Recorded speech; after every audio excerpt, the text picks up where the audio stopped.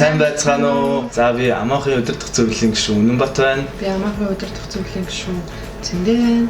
Амаахын гишүүн Ариук байна. Амаахын мэдээллийн өдөрлөг 2020 хүрээнд Австри улсаас 3 дахь орны оюутнуудад үзүүлдэг зарим нэгэн нийгмийн тусламжуудын тухай ярихаар би туруу ингэж бэлдээд байна. Эхний сэдвийн хүрээнд бол ÖХ социал фондын талаар, хоёр дахь сэдвэнд Рецепти бюро бифрам буюу нийгмийн татварлын эмийн тухай, 3 дахь сэдв болохоор ВАФ буюу Венийн ажилчдын дэмжих сангийн тухай, дөрөвдүгээр нь социал маркет буюу хөнгөлөлттэй барааны дэлгүүрийн талаар, тавь дахь сэдв буюу сүүлийн сэдв АМС буюу хөдөлмөр зуучлалын төвийн тухай мэдээлэл хүргэх болно. За ингээд бидний ярих эхний сэдэв бол ÖХ социал фонд буюу оюутнуудад зориулсан нийгмийн тусламжийн сангийн тухай байгаа. Бидний энэ сэдвийнхаа хүрээнд 4 бүлэгт хамруулж авч утсан энэ сангийн зорилго нь юу юм? Их усуд нь ханаас бүрддэг ямар тусламжийн төрлүүд олгодیں۔ Болон энэ тусламжид мөнгөний тусламж яаж авах тухай харуулахаар ингээд бэлдсэн байгаа. За тэгээд ерөнхийдөө энэ сангийн зорилго нь бол маш энгийн. Австри улсад суралцж байгаа нийт оюутнуудад болон сурагч нарт бүх төрлийн зүгээс дэмжлэг үзүүлэх буюу Австри улсад суралцж буй нийт оюутнуудын эрх ашигыг хамгаалах, мөн санхүүгийн болон бусад шаардлагатай туслалцааг хэрэгцээтэй үед нь хүргэж дэмжлэг үзүүлэх зорилготой байгаа. Ерөнхийдөө монголоор ойлгох юм бол оюутны холбоо гэж ойлгочих болно. Сангийн өхөөс өрийг болохоор оюутнууд өөрсдөө болон Австри улсын боловсролын яамнаас бүрдүүлдэг. Тэгээ оюутнууд өөрсдөө гэдэг нь болохоор бас бид нар нэг 20 евро төлдөг штэ семестр бүр тэр 20 евроноос бүрдэг. Нөгөө тал нь оюутны холбооноос ямар нэгэн үйл ажиллагаа зохион байгуулад тэрнээс олсон ашиг нь энэ сандаа орж төвлөрдөг байгаа. Тэгээд нэг сонирхолтой мэдээлэл хүргэхэд яг одоогийн байдлаар идэвхтэй суралцж байгаа оюутан болон сурагч нарын тоо Австри улсын хэмжээнд 376 мянга байлээ. Тэгээд бодоод үзэхээр 376 мянгаыг үржих нь 20 гэд үзэхээр оюутны холбооны хөрөнгийн сан гэх юм оюутны холбооны дансанд нэг семестртээ 7.5 орчим сая евро ерөөхдөө ордог гэсэн үг. Тийм ер нь маш том хэмжээний сан байгаа. Нэг жилдээ гэхээр чинь 15 сая евро болж байгаа. Тий, жилийн 15 сая евроны төсөвтэй тийм ер нь бол маш хүчтэй байгууллага байгаа. За ÖХ нь болохоор буцалтгүй мөнгөний тусламж болон бүх төрлийн хуулийн зөвлөгөө олгодог. Хэрвээ ингээд визэнд чи ямар нэг асуудал гарсан бол очиж зөвлөгөө авч болно. Болон ингээд бага цагийн ажил юм эсвэл сурж байгаа мэргэжлийнхаа дагуу практик хиймээрвэл бас зуучлуулж болно. Сэтгэл зүйн зөвлөгөө авч болно.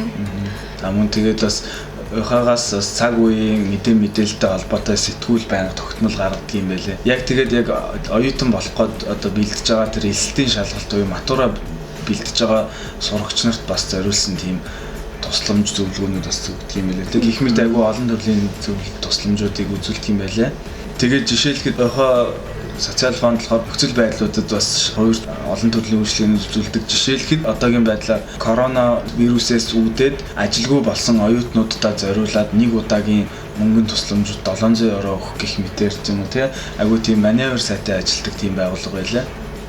ÖХ-гаас олгодог мөнгөний тусламжинд хэрхэн хамрагдах вэ гэхээр энэ мөнгөний тусламжийг жилдээ нэг удаа буюу 1200 хүртэлх евроор тусалдаг. Тавигдах шаардлага нь гэхээр өөр ямар нэгэн газраас ингэж дэмжлэг аваагүй. Дэмжлэг аваагүй. Тийм. Аав ээж дээрээ бас амьдардаггүй байх ёстой. Тэгээд бас өөр газраас тэтгэлэг авдаггүй байх ёстой. Сүүлийн 2 улирал буюу 1 жилийн хугацаанд 16 кредитийн эсвэл 8 семестр цагийн хичээлийг амжилттай суралцж дүүргэсэн байх хэрэгтэй. Мөн сургуулиас өгдөг хямдралтай улирлын буюу хямдралтай семестрийн тоо хэтрээгүй байх хэрэгтэй. Тэгээд тэр энэ хямдралтай семестрийн тоо нь бакалаврт сурдаг бол 12 семестр, мастерт сурдаг бол 8 семестр байдаг. Хэрвээ бакалавр сурдаг нэг оюутан 13 дахь семестртээ орсон бол энэ мөнгөний тусламжийг хамрагдах боломжгүй гэсэн үг байна. Тийм болохоор сурж байгаа хугацаанд энэ тэтгэлгийг, энэ тусламжийг ингээд нэг удаа хөөцөлтөд үзэхэд нэг илэрдэггүй байна. Тийм. За тэгээд яг бүрдүүлэх ёстой материал гэх юм бол бүр 10 хэд материал байдаг. Тэгээ тэр бүрдүүлэх материалын жагсаалтыг нь яг энэ албан ёсны вебсайт энэ дээр тавьсан байгаа вебсайт руу ороод шууд харчих хэрэгтэй. Ийшээ оронгуудаа сервис гэсэн цэс рүү н оронгуудлаа социал фонд гэсэн дид цэсийг сонгох юм бол шууд хэрэгтэй материалын жагсаал тэгээд анкет гэдэг ер нь бүх юм маш дэлгэрэнгүй байж байгаа. Бүглэг анкет бүгд онлайнаар ингээд байж байгаа. Татаж аваад бүглээ буцаагаа явуулах болно. Тийм. Тэгээд өгцөн байхад нэг 2-4 хоногийн дараа хариу гараад мөнгө авахгүй шийдэгдсэн юм байл яваа хэцүү тийм. Дараагийн сэдв нь болохоор рецепт gibi frying буюу эмийн жорын хөнгөлөлтийн тухай ярина. Энэ сэдв дээр эмийн жорын хөнгөлөлт гэж юу вэ? Эсвэл хөнгөлөлт нь хэрхэн хамрагдах тухай жижигхэн мэдээлэл өгөх болно. Эмийн жорын хөнгөлөлт гэж юу вэ?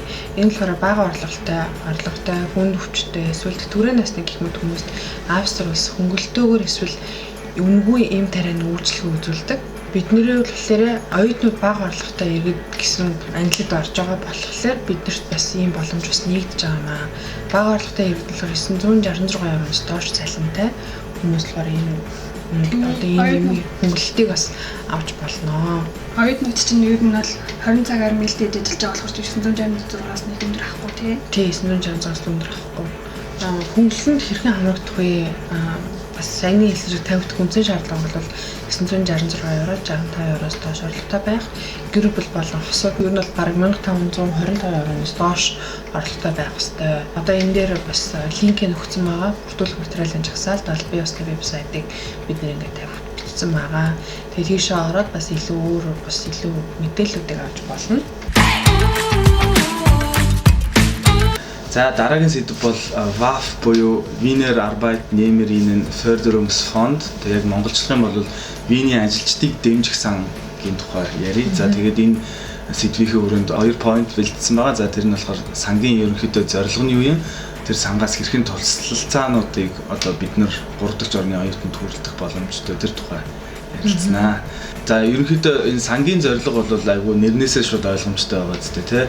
Яг хэлэх юм бол хөдөлмөр эрхэлж буй нийт ажилчдыг мэрэгчлээ дээшлүүлэх замаар амьдралын боломжоо дээшлүүлэхэд нь дэмжлэг үзүүлэх зорилготой ерөнхий тийм зорилготой сан байгаа. Сангаас маш олон жижигдэд хөтөлбөр төслүүдийг хэрэгт авч хэрэгжүүлдэг юм байлээ. Тэгээ жишээлхэд бол эрэгтэй эмэгтэй хүмүүс ажлын талбар дээрх одоо тэгш байдлыг хангах тухай мөн залуу хүмүүсийг мэрэгчлээ дээшлүүлж амьдралаа баталгаажуулахад дэмжлэг үзүүлэх зорилгоор олон төрлийн сургалт семинарууд тэг ихэнхээр аюу олон төрлийн төсөл хөтөлбөрүүд хэрэгжүүлдэг юм байлаа. Бидний хамгийн чухал энэ WAF-аас авч болох боломжтой туслалцаа гэх юм бол ажил хийж байгаа оюутнууд сурж ажиллахын хажуугаар давхар мэрэгжил дээшлүүлэх курст суух боломжтой. Тэрний төлбөрийг нь WAF-аас 80 хүртэлх хувиар төлж өгдөг тийм боломжтой байгаа. За тэгээд яг энэ тухайг дэлгэрүүлээд тайлбарлаж өгье. Ерөнхийдөө бол курсын төлбөр төлж ийнэ гэсэн шууд утгаараа бол мөнгөнд тусламж үзүүлж гэсэн үг шүү дээ. Энэхүү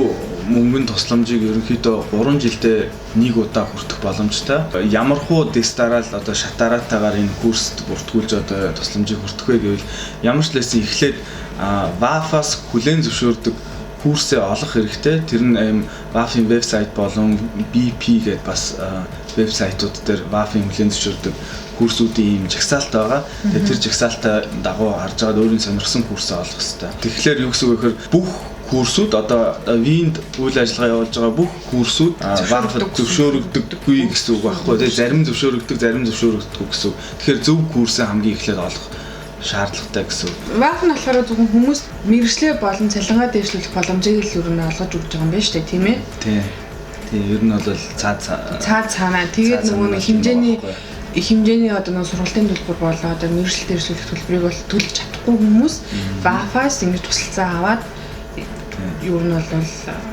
амьдралаа чухал дээшлүүлж байна л гэж ойлгож үзчих юм шүү дээ.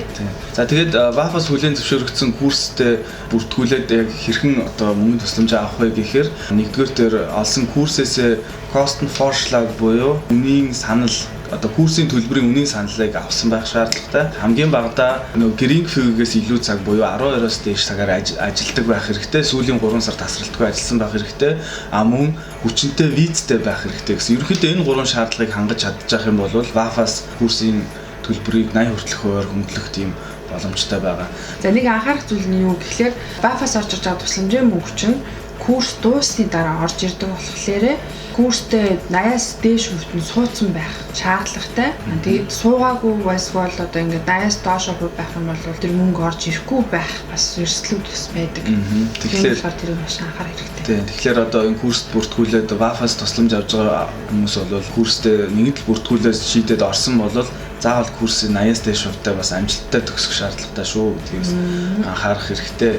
Энэ дээр би оруулсан байгаа Wafa-ийг AT гэдэг энэ веб хуудсан дотор ороод онлайнаар ерөнхийдөө хүсэлт үрдүүлж байгаа. Яг одоогийн нөхцөл байдлын хувьд хуучин бол яг мөгдүүлэх материалуудаа бариад шууд Wafa-ийн төв байран дээр яваад очиод метро 2-тойгоо шууд уулзчих болдог байсан бол одоо дандаа онлайнаар бүртгүүлж байгаа. За тэгээд энэ онлайн бүртгэл нь ерөнхийдөө хоёр хувилбартай байгаа. Курс эхлэхээс өмнө болон курс эхэлсний дараа гэсэн хоёр янзын онлайн бүртгэл байгаа. Курсээ хизээ эхлэхээ мэдчихвэл одоо магадгүй сарын дараа ч юм уу 2 сарын дараа эхлэх курс олсон тохиолдолд эртхэн шиг материалуудаа бүрдүүлээд Wafa-таа өгчих хэрэгтэй. Нөгөө хувилбар нь болохоор курсээ төгссөний дараа одоо нөхөж бас тийм мантраг бүглэх бас боломжтой байдаг. Хоёр янзын ийм онлайн хүсэлтийн хувилбар байдаг шүү.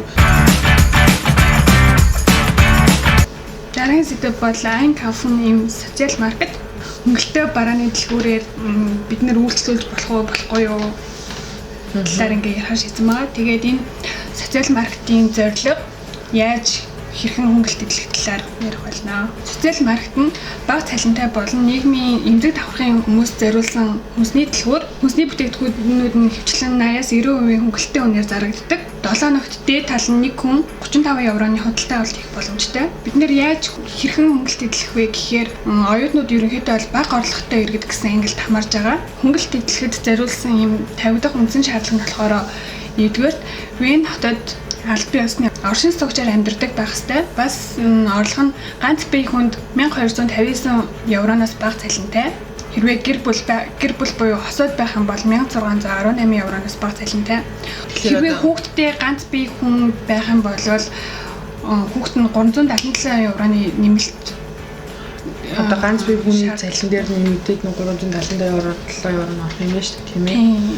Тэгэхээр чинь одоо нэг хүний цалин тэгэхээр ч одоо хүүхэд ч юм бас мөнгө авч байгаа шүү дээ. Тэгэхээр одоо тэр мөнгнүүд нэмэгдээд ер нь бол одоо энэ тооцоолсон сурвалж бол 1600 700-аас илүү гэж юм байна тий. Тэгээ бид нэр очихдоо мэлтэй зэдэл юм уу оюутны өмнөлгөө барьж очиод дэлгүүр дээрээсээ тийм карт аваад үйлчлэгээ авч болно.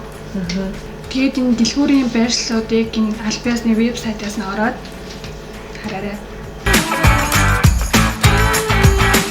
За сүүлийн сэдв бол гаамс сервис аваад зөвхөн бүлгүүр зуршлын төвөнд ярих юм аа. Бодвол бүгдээр бараг мэдж байгаа байлгүй те. Ажилд орохоос өмнө гаамс зөвшөөрөл авч иж ордог те. Тэгээд гаамс ч зөвхөн зөвшөөрөл гаргахаас илүү бас дараагийн өөр олон ажлууд бас байдаг. Ямар ажлууд байдаг гэхэлэр чинь одоо гинт халагдах ч юм уу те. Эсвэл бол ажилласаа гарах тохиолдол ч юм уу. Тийм одоо ингэ шалтгаанууд дээр гаамс маань өөрөө бас аюул олон тусалцаануудыг үзүүлдэг. Маш олон зөвлөгөөнүүдийг өгдөг байгаа. Гаамсын зорилго маань болохоор ажилгүйдлийн түвшин бууруулах үндсэн зорилготой бөгөөд ажил хайж буй хүмүүсийн ажил зуршлах мөн шинэ мэргэжил эзэмших мөн дэмжлэг үзүүлэх зорилготой байт юм аа. Тэгэхээр эднэрээ ч гэсэн биднэрт бас хамааралтай гэсэн үг байхгүй юу? Аамшис авч болох зарим үйлчлэгээнүүд аамс нь өөрөө маш олон нэг үйлчлэгээнүүд үзүүлдэг болохоор яг одоо биднэрт хамааралтай хамгийн чухал гэсэн хоёр сэдвийг би сонгож авч ярьж байна. Мэргэжил дэвшлэх курсын төлбөр гэж байгаа.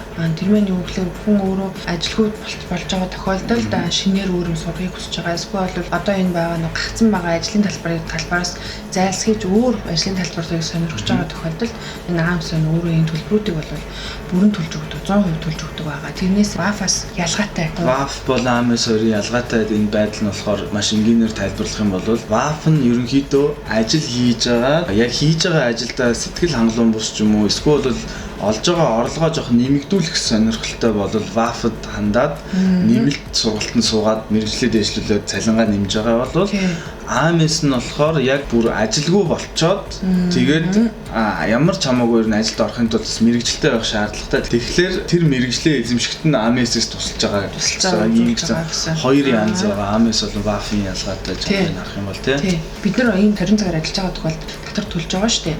Тийм болохоор бид нар тийм мэргэжил дэвшлэх курсын төлбөрийг бас аамс-ээс төлөх нэг боломж бас нэгдэж байгаа юм байлээ.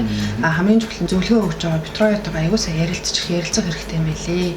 За хоёр дахь том сэдв бол ажилгүйдлийн мөнгө. Яагаад ажилгүйдлийн мөнгө гэж нөлөөлөөр ажлаа ажлаас халагдсны дараах хүн өөрөө ажил хайж авах хугацаанд мэдээж хэрэг амьдрэнтэй. Тийм болохоор тэрийг дэмжих маягаар AMS-ээс тодорхой хэмжээний хөнгөийг өгдөг байгаа. Тэр нь болохоор ихэвчлэн 80% байдаг. Сүүлд авчихсан цалингийн 80% тэнцвэр 80% тэнцвэр. Сардаа нэг удаа гэсэн үг шүү дээ, тий. Сардаа нэг удаа авдаг. Сарын эхний 7 хоногт хүртэл орж ирдэг юм байлээ. Ажлын мөнгө авах 50 дахь шаардлага нь юу гэхээр сүүлийн 12 сар буюу сүүлийн жил бүтэн жил 20 цагаар ажилласан байх шаардлагатай. Тэр ажлаас гинт халагдсан тохиолдолд шууд дараах сараас өсвөлээд тэр мөнгө авна. Эсвэл хоёр талаас зөвшөлдсөд ажил одоо ингээд болио гэсэн одоо ажлын гэрээ дуусгая гэсэн тохиолдолд дараа сараас нь хэлж авна гэсэн. Дунд нь тэгэхээр нэг сар мөнгө авах байна шүү дээ. Тэгээ тэр сарда ер нь хөвчлэн баг ажил олгочоосоо тэр мөнгийг хөвчлэн авдаг. Уурлал авсгэлтэй тавьчихдаг. Дээрээс нэг гой боломжтой зүйл нь болохоор ажлын мөнгө авч явах үедээ 10 цагаар ажил хийх боломжтой. Гэрийн фибер ажил хийх боломжтой. Тий. 10 сарын турш ажил олдохгүй байвал дараа нь 2 сар нотч данс хийлфэ гэж орж ирдэг. Тэр нь болохоор ажлын мөнгөөсөө тэрнийхээ одоо 80% дахиад авна гэсэн үг. Тэгэхээр бол бага мөнгө авна гэсэн үг байхгүй юу? Тэгэхээр чинь юу шүү дээ те. Эхлээд ажилгүйдлийн мөнгө чинь цалингийн 80% байсан бол дараа нотч данс хийлфэ болохоор яг авж байгаа тэр 80%-ийн дахиад 80% шүү багасгах нь шүү дээ. Нэлээд багасна гэсэн үг. Бас нэг чухал зүйл нь өгөхлөөр AMS дээр бүртгэлтэй байж байгаа тохиолдолд гэрэмд очихгүй байж болохгүй. Тэгэхгүй бол одоо энэ хүн ирсэнгүй, итгэхгүй байна, ажил хайхгүй байна гэсэн үгнээс тэр ах мөнгийг шууд зогсоочдөг байхгүй. Тийм болохоор маш актив байх хэрэгтэй. Альсгүй бол курсээ хайж авах хэрэгтэй. Бас нэг хамгийн чухал зүйл нь болохоор хүчинтэй визтэй байх хэрэгтэй. Тэр бол хамгийн чухал. Визээ сунгуулж байгаа энэ тохиолдолд бол төвхтэй байдал үүснэ гэсэн. Тэгэхээр бол хүчинтэй визтэй байж авах хэрэгтэй. Энэ слайдны доод хэсэгт албан ёсны яг вебсайт бас оруулсан байгаа. AMS.at гэдэг. Энэ вебсайт руу ороод одоо энд дурддагдаагүй дараагийн дэлгэрэнгүй мэдээллийг бас өөрсдөө судлах боломжтой шүү. Бидний бэлтгэсэн мэдээллийн хүрээ дуусаж байна. Та бүгдэд багчсан хэрэгтэй мэдээлэл болсон болов гэж найдаж байна. За ингээд бүгдэнд нь амжилт хүсье. Баярлалаа.